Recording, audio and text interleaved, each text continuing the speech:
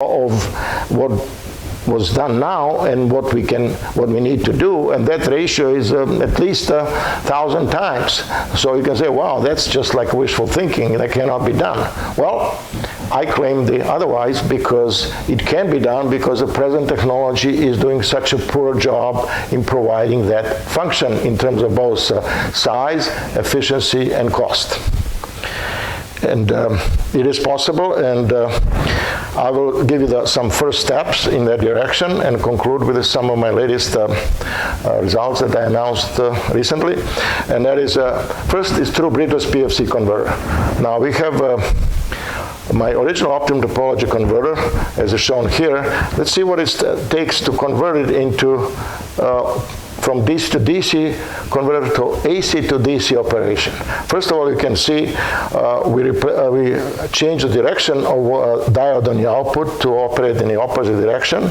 We eliminate the output inductor and replace it with a diode, and we put one little resonant inductor in series with capacitor, floating capacitor, and here it is. We converted this original converter from DC to DC into the direct AC to DC converter with unity power factor operation. Let's now see further how would this operate. Well, where is that bridge? What happened with that bridge? Well, we don't need it. It is like implied that it's there, but it doesn't have to be physically there. It doesn't take these two diode losses, etc. You can see it from this operation. For a positive cycle, shown in red, the floating capacitor is charged in one part of a cycle, and in the blue is shown how it is discharged. So you have a steady state condition, charge and discharge of this floating capacitor. And you get a certain DC voltage on the output, positive voltage. Now what happened next is, if negative voltage or negative cycle applies, now the two diodes on the output actually change the operation.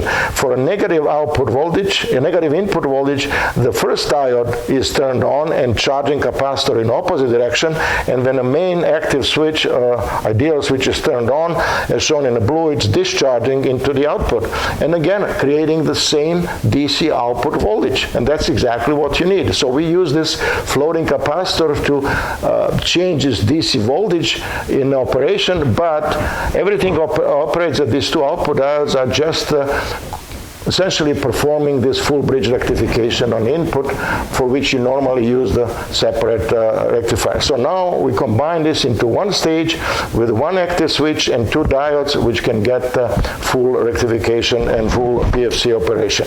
Well, now, next question is, okay, here is experimental results that we implemented this technology and at a couple of 100 watts, and then look at the current, force a current in input to be proportional to the voltage, and also just as in the original converter, where it was easy to put isolation transformer, here the same thing. We break these two capacitors in series and connection, and then in a point of split, we insert isolation transformer. In fact, there is one surprising fact, that even though there's such a little difference in the topologies, because the original two converter had this inductor, now we actually can even make it simpler. From original DC to DC isolated two converter, as you can see here with the output inductor, if you just eliminate output inductor and put a diode instead of that, here it is. We get an AC input, DC output, unity power factor correction, and isolation all at the same time.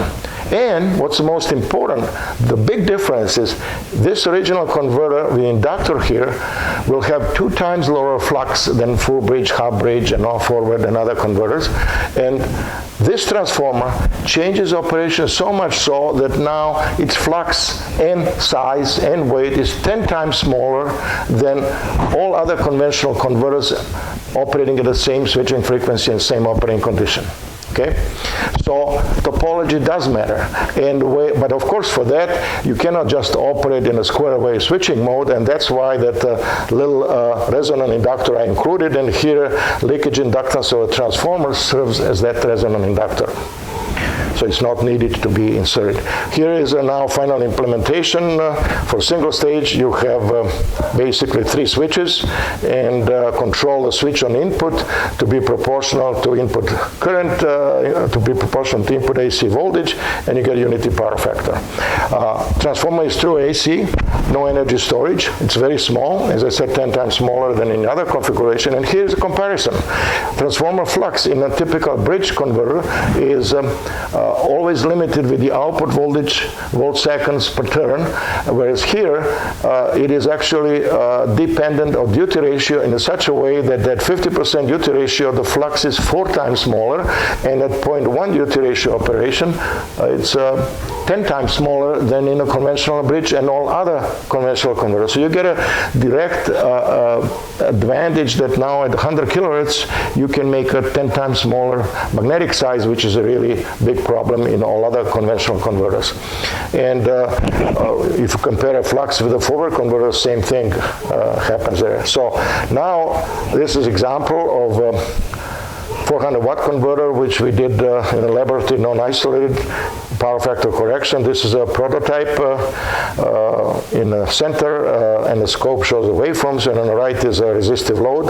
And if you look at it here, the waveforms, one in turquoise blue is current, and orange is, yellow is input voltage, and you see the current is proportional to voltage. The reason why it is not sinusoidal precisely because everybody is using very simple brute force 4 diode bridge rectifier without power factor correction, so they are loading line at the peak of AC sine wave, and it shows a sagging factor, and that's basically bad because at 50% power factor, half of the power is circulating because between utility and end user, and utility is incurring all these costs, and it can only charge the customer for the active power delivered on the output, which is half of the actual load.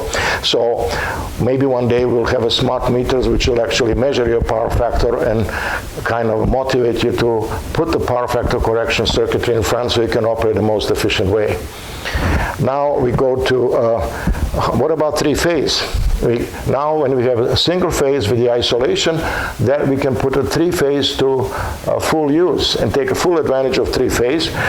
And one big advantage that I think everybody overlooked, why the 3-phase that Tesla invented can be used to generate with his 3-phase generators in Niagara Falls, bring it to high voltage with the transformers and transfer it long distances at the speed of a light and transfer it back down to low voltage, because each phase has time varying power, instantaneous power. But when you look at all these 3-phase power, you can see here that all 3-phase instantaneous power add together to the constant power, which means it is possible then constant input 3-phase power to convert to constant output power. All we need to do is add 3-phase currents, which are time varying.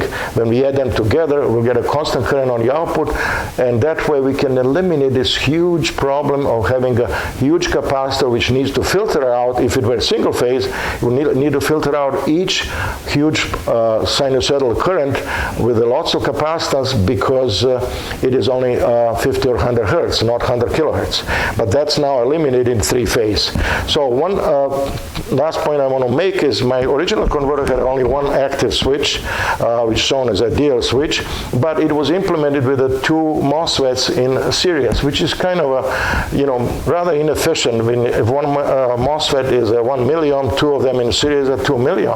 If you could have a single switch which operates in parallel with having 2 devices operating in parallel and taking a first and third quadrant, so it can be blocking either polarity of the voltage, which is what real MOSFET switch should have been doing. It is doing in a signal processing, but not for a power processing. Then we could have, instead of 2 million, we could have a 500,000, so it is 4 times the reduction of the losses. Well, help is on the way, and I just came up with a idea to how to implement this single switch in a single switch technology.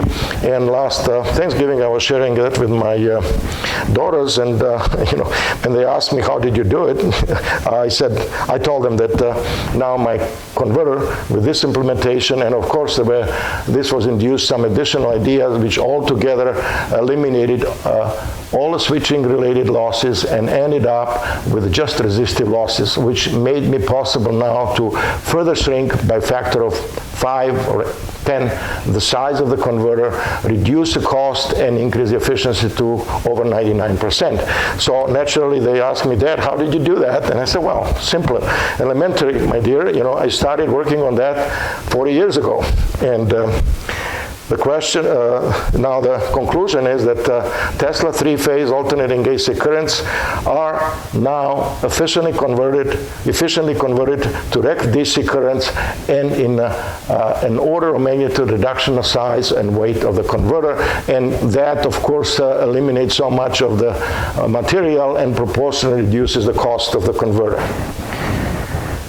Ultimately, this same converter is capable of operating in opposite direction, not only AC to DC to charge it, but with the control mechanism appropriately applied, you can use a DC from the battery to essentially put the power back into three-phase line during the day. So this can be used to balance the power, and that's what is currently people are working on a smart grid and how to implement such a bidirectional this AC to DC converter. So that's possible. And at the end, I must say I'm very pleased that when I came up with that solution, that I was woke up in the middle of a night and Nikola Tesla showed up in my dream, and I kind of imagined that he looked at what I've done and he said, you know what, I would do it exactly the same you did. Thank you very much. And hope it's not 1 hour.